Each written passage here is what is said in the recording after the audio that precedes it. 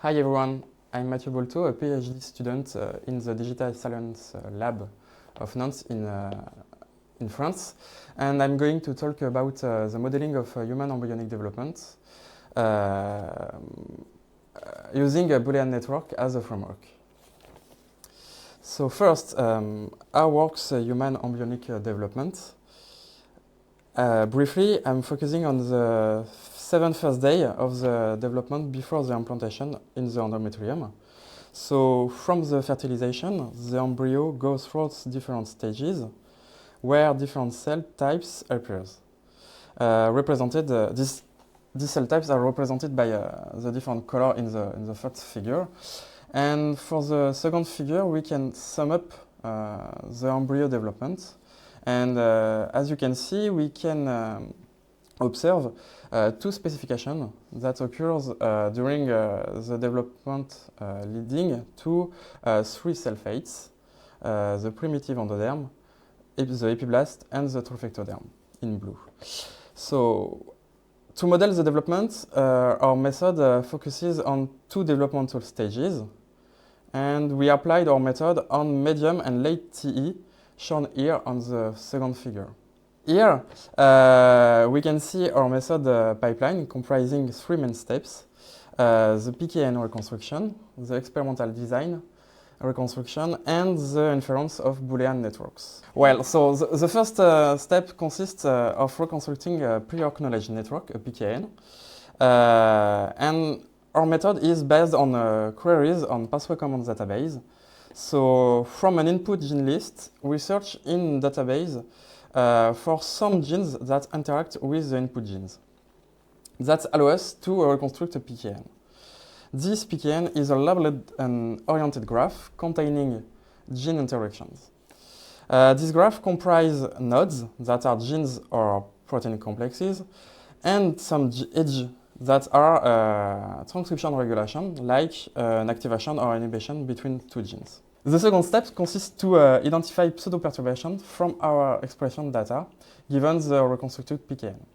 For instance, if we take this example matrix composed of three cells of each studied stages, we can see here the input and intermediate genes identified in the PKN that are binarized, and the readouts in blue are normalized.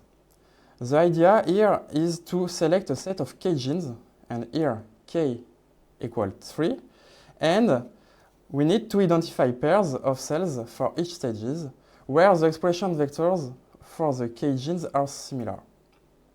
In this example, we can find two pseudo-perturbations. In other words, two pairs where cells are identically expressed for the k-selected genes. That allows us to construct an experimental design for each stage. The last steps of the method is Boolean network inference. So given a previously reconstructed PKN and or experimental designs specific to each class, we can infer Boolean networks specific for each studied stage or class.